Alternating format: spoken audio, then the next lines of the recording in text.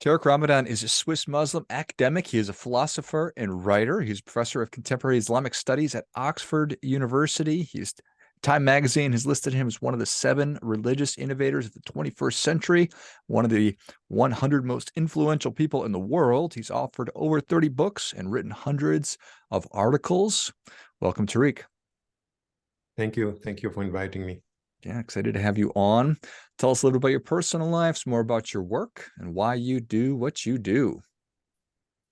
Look, I'm teaching. I'm teaching contemporary Islamic studies, researching as well, and writing books, mainly around 3, of course, connected to Islam, but not only, also to philosophy and to social concerns. So mainly what interests me is really to write about the fundamentals within the Islamic tradition, meaning that I'm faithful to the principles and the texts, but I also think that we have to renew our understanding, our interpretations.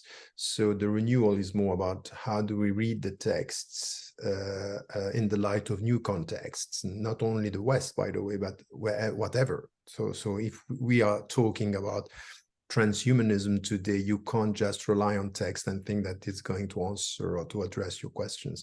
So this is one field. The second field is about Muslims in majority Muslim countries, meaning how do we deal with minorities and how do we expect to deal with people who are not sharing our concerns. So this is our beliefs within our societies, and this is why I refuse to call these countries Muslim countries. I call them Muslim majority countries, and the difference is huge in our understanding.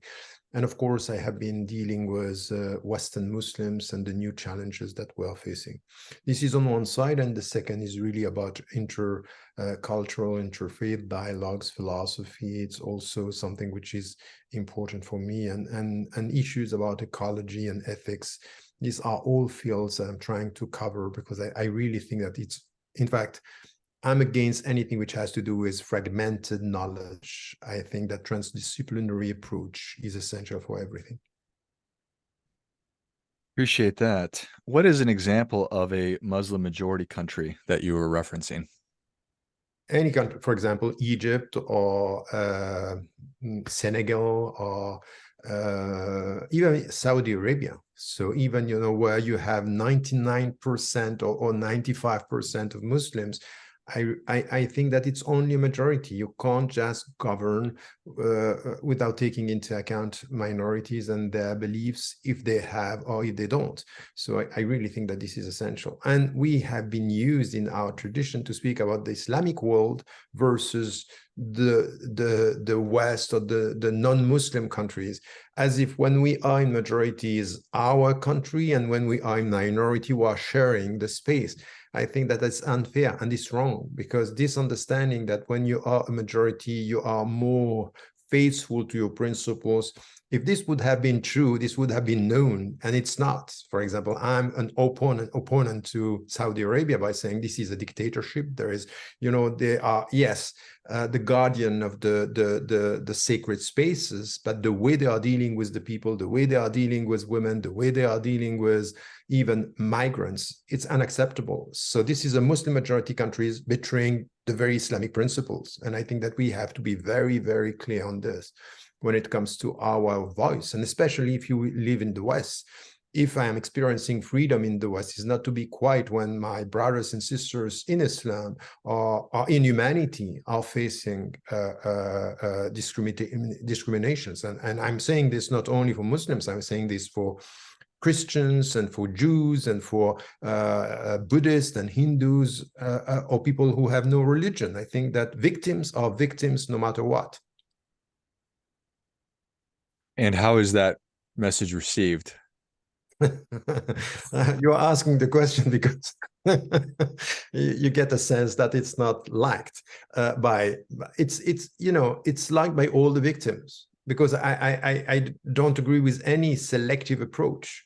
I'm not going to support Muslims because they are victims, and differentiate between them and Tibetans, for example. I was struggling for the Tibetan rights. I went to meet the Dalai Lama. I stayed there 3 weeks just to understand, and this is I wanted to understand. And on the same side, on the same way, I was supporting Mandela when nobody was talking about him in the 80s, saying that the discrimination towards Black people and towards Black South African people is unacceptable. So I think that you are in between. So you are supporting the victims everywhere. So you don't please your own people, so to speak, when they are sharing your religion, saying, "Oh, you know what? We Muslims, we have to support Muslims." I say, no. We Muslims, we have to support humanity, and you have to support the victims. And on the other side, of course, dictators and dictatorships, they don't like this. So this is a stand that I want to have everywhere. And at the same time, without forgetting the fundamentals, I say, okay, principles are here to be known and to be understood, and Islam is helping us to promote them. And this is why I'm always saying, you know what? If you talk about monotheisms and even Buddhism and Hinduism, I don't think that these are spiritualities and religions of peace. That's too easy. They are for peace, which is completely different. Of peace, meaning, oh, we are peaceful, and once again, look at our common history, and you will see that we are not people of peace. That in order to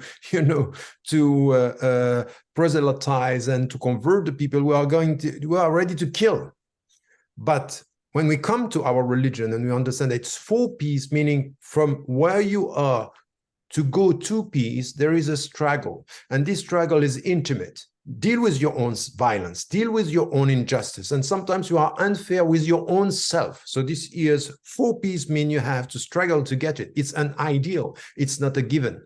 So that's something which is important. And this is why, I had a difficult discussion with Hitchens before he died, and he was very much against Islam and saying, Islam is a religion promoting war. I'm saying it's not promoting war, and it's not of peace. It's for peace, meaning we have to go from war to peace, because it's easy to create spaces and conflicts. It's much more difficult to promote peace. And if you want to promote peace, you have to be for justice, because it's true. It's as simple as this, and it's true with your own self. You are not just with yourself, you will not get intimate peace. You are not just with the people, you are not going to spread peace around you. I certainly agree with that. And that makes sense. When somebody says that it's a religion of war, couldn't that be said of just, if you're taking the literal translation, if you're reading the holy books of any group and taking that directly, couldn't you say that about most groups? All the spiritual books, all the teachings, they are dealing with human being. In fact, human being, it's a being of war. That's the reality of it. We are at war sometimes with our own self and with our neighbor and with our neighbor countries. That's the reality of it. Peace, it's about education. It's not a given for human being. It's not a given. Not spiritually. We are in tension from the very beginning. From the very beginning, we came to this world suffering and crying, not at peace with the environment, trying to find a way to survive. That's the biological reality. Now, when it comes to our reality, say, okay, if you want to say of peace, don't speak about humanity, speak about angels. But if you take yourself as an angel, you are going to be a monster, the evil, so to speak, because that's beyond our reach. So I would say here that it's all about this. So let us start with this. All the religious teachings start with the reality. Be realistic in the way you deal with human being, and even with your own text. There is not a single spiritual book not talking about tensions and wars and difficulties and ordeals and tests. So that's the very beginning of everything. And so when the people, atheists and people who want to criticize religions, they start by saying, oh, you are promoting peace and you do exactly the opposite. And we respond in a very idealistic way. You know, we as Christians and as Muslims and as Jews, we are promoting spiritual values. True, but real life is something else. So don't confuse between your ideals and the daily life of your people. Is that where some of the conflict lies with, and I don't want to use incorrect terms, but people who say, nope, this is how it's going to be, and take a more dictatorial approach versus, yeah, but we live in the real world and we want to be for peace and be realistic. Is that one of the dividing lines? Yes, it could be.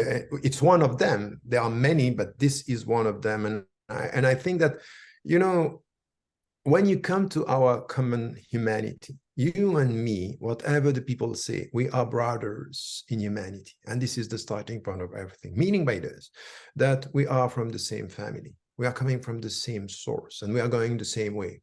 Whatever where you are going and I'm going, at the end of the day, is going to be the same end. Starting with this, we have to rely on some common principles. And the common principles is, okay, let's us be clear about the fact that we are brothers and sisters in humanity and we are promoting peace as an ideal. But for this, we need to promote justice and we have to promote some principles about, you know, we are equal in humanity, but there is something which is unacceptable. Dictatorship, by definition, it's unacceptable. Supporting oppressors, by definition, is unacceptable. There are some principles on which, you know, when I talk to people, they agree. And your first question was, you know, straight to the point, which is, are all the people agreeing with what you are saying? No, of course. But crossing the line, meeting with Christians and Jews and atheists and Buddhists and Hindus, I found many people agreeing because they have the same understanding. And I think that if we want to build a world based on this ideal for peace, we have to stop being the silent majority. Because that's you know, these people who are dictators or who wants to impose, or they want to impose, you know, systems that are based on oppression and literalist understanding of religions. These people are very vocal, and our problem is our silence and sometimes our lack of courage. And you know, I'm a teacher. I you know, I'm used to say, there are many things that I was able to teach. There is one that I was unable to teach, which is courage. So just be courageous with your own principles and promote them, because, and to be courageous is not to be crazy. To be courageous is just to be faithful to your principles and trying your best with wisdom, patience, and determination.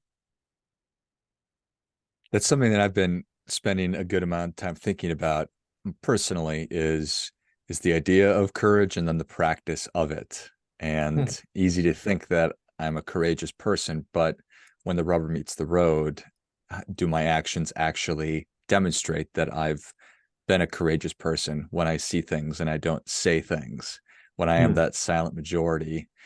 And here in the United States, a lot of it was talking about COVID, just different issues with COVID and what's right and what's wrong and things like that.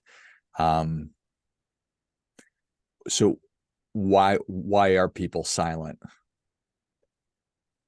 For many reasons, and I would highlight two positive and one negative. The first positive, very quickly, is that they think that their voice doesn't count. So it's as if, you know, what I'm going to do, you know, I'm not going to change anything.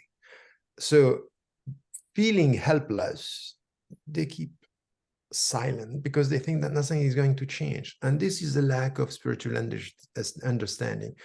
John Paul II said something which was very powerful, saying, if you change, or if you remove the suffering of one man, human being on the world, then the world is better. And you have this philosophy, what is called the philosophy of the colibri, which is a bird saying, going to a fire and trying with just a spot to try to remove it is not going to change anything. And some, you know, and you can ask, why are you doing this? It's not going to change. Say, I'm doing my part. I'm just trying to do. So I think it's not a question of quantity. It's not a question of result. It's a question of principle. And it's positive to think that, you know, with humility, I'm not going to change the world. That's fine. But by doing this, you may not change the world. You change yourself, and changing yourself means you change the world, because you are the world, in fact, if you get to this. So this is one. The second is, the people are silent because there is also something which is always thinking that I lack the knowledge. I don't get the knowledge. I don't know. So because I don't know, it's very complex. And you know, these hyperpower and this, you know, networks today, and all what we have now, this technology, make you think that, oh, I don't know what is happening, and I don't know what. And because we don't know, our ignorance could justify our silence. And I think that no, you know what you know, and there are things that you know. You can't say that, for example, you don't know what is happening to migrants. You don't know what is happening for some, for example, in the United States of America, in the way some Black people and racism and discrimination and some, you know, corrupt people are running this, some companies and some, you know, organizations. You know this. So at least say what you can, relying on what you know, and you know enough to be able to say. So it's positive to think that you are not knowledgeable on everything, but this cannot justify your silence on what you know. And the last, which is very negative, is, and this is where we have to tell the people, it's just we don't want to get out of our comfort zone. Okay, yeah, I don't want problems. I'm happy like this. And of course, the world is bad, and people are, and they are victims. And but that's it. So the point is just, it's a kind of selfish positioning within the world. So because I want to, you know, to protect my family and myself, I don't want problems. I don't want to, you know, there is something in our modern time, which is something which is coming also from the spiritual teachings that we had in all the philosophies and spiritualities, the sense of sacrifice. You know, give something from yourself. So give something. And what you are giving outside your family is helping your family symbolically and spirituality. If you don't get this, it's a problem. So there are three main reasons, I would say, that we have to consider. It might be, of course, I would say there are many, but at least these three are essential. I think that makes a lot of sense. And I love the metaphor about just putting out a small part of a fire. Feel like you're maybe not doing anything, but what jumped into my head was, well, if everybody was also doing that, then it would have a really dramatic impact. True. Yeah, true, exactly. So I think that, you know, it's the counter argument to the people, if I do this, nothing is going to change. But if we are millions thinking the same way, it's going to have a huge change in our world. And this is what we are helping. Just remember that the friends of your friends means millions of friends. So don't get this capitalistic mindset, which is, oh, it's all about quantity. No, it's about quality, and its starting point is do what you have to do, and be faithful. Just be able to look at yourself in the mirror and say, at least I'm consistent, or I'm trying to be. That is well said. Are you hopeful for the future? I'm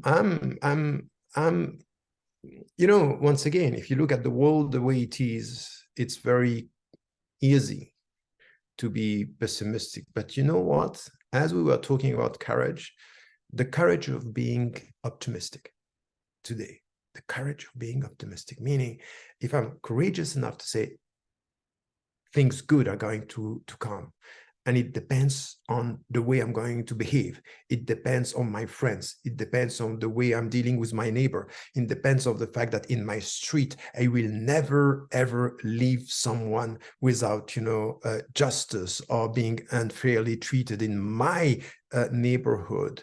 and thinking that, yes, we need national movements of local initiatives, and the local initiatives, it's me in my home, in my with my neighbors.